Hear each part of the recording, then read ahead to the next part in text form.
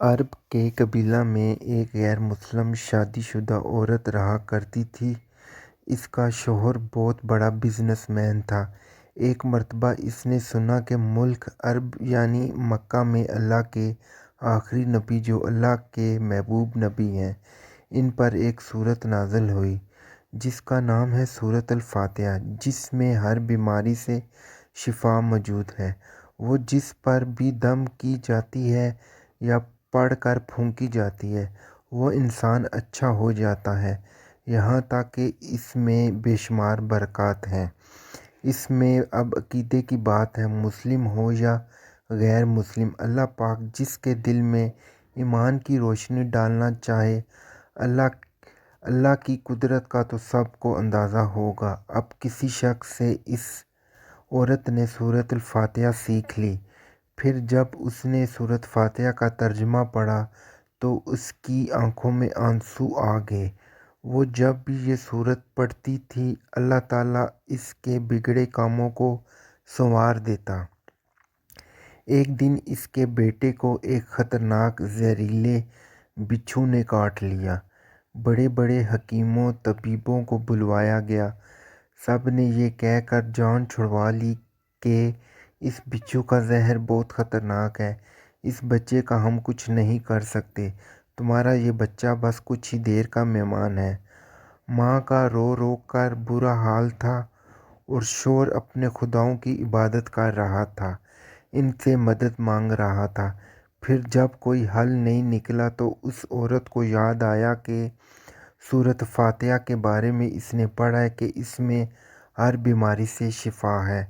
اس کے دل میں خیال آیا کہ اگر میں اسے پڑھ کر اپنے بچے پہ دم کروں تو کیا میرا بچہ ٹھیک ہو جائے گا؟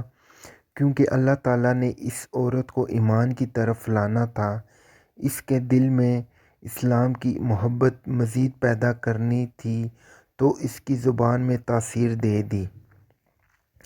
جب اس نے اس سورت کو پڑھ کر اس جگہ پر دم کیا جہاں بچھو نے کاٹا تھا تو اس کا لڑکا اٹھ کر بیٹھ گیا، اور جب اس نے سورۃ فاتحہ کو پانی پر دم کر کے پلایا تو وہ اٹھ کر ایسے کھڑا ہو گیا جیسے کسی بچھو نے کبھی کاٹا ہی نہیں تھا۔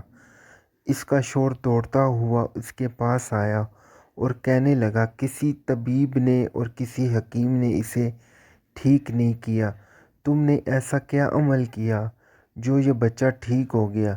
اس نے کہا، کچھ بھی تو نہیں، بس ایک سورت ہے جو ہر بیماری کو ٹھیک کر دیتی ہے، بس وہ مجھے یاد تھی، میں نے پڑھ کر اپنے بچے پر دم کیا اور اس کا پانی پلایا تو دیکھو کیسے ٹھیک ہو گیا ہمارا بچہ۔ اس کا شوہر بجائے خوش ہونے کے اس پر ناراض ہو گیا کہ یہ تم کیا جادو ٹونے کر رہی ہو۔ اس کی بیوی کہنے لگی، زندہ صحیح سلامت ہے ہمارا بچہ، ورنہ ہم سے بچھڑنے والا تھا۔ اس نے کچھ نہ سنا اور اپنی بیوی کو ڈانٹنے لگا کیونکہ اسے اسلام سے نفرت تھی۔ جب اس کی بیوی یہی عمل کرنے لگی تو اس کو اپنی بیوی سے بھی نفرت ہوگی۔ اب اس نے اس پر ظلم کرنا شروع کر دیا، ہر روز اس کو مارتا پیٹتا اور کہتا کہ اب میں نے تیرے منہ سے یہ سورہ نہیں سنی تو یاد رکھنا تیری کھال کھینچ لوں گا۔ اس کو اللہ کے کلام پر بالکل یقین نہیں تھا، جبکہ اس کی بیوی کو اللہ کے کلام پر یقین ہو گیا۔ اب اس عورت کو اللہ تعالیٰ نے کسی طرح مدد کی کہ یہ بھی بڑا ایمان افروز ہے۔ اسی عورت کا شوہر جب گھر سے کام کرنے کے لیے نکلتے وقت جب اس نے اپنا جوتا پہنا تو اس میں وہی بچھو موجود تھا جس نے اس کے بیٹے کو کاٹا تھا، اور اس کا ڈنگ سے وہ بچہ تو بچ گیا مگر وہ خود نہ بچ سکا، کیونکہ جب بچھو نے اس کو کاٹا تو زہر پورے جسم میں پھیل گیا اور تڑپ تڑپ کے وہیں دم توڑ گیا۔ خاندان میں یہ خبر پہنچی تو قہر مچ گیا۔ اب شوہر دنیا سے جا چکا تھا۔ شوہر کے مرتے ہی اس کے گھر میں تو فاقوں کی نوبت آ گئی۔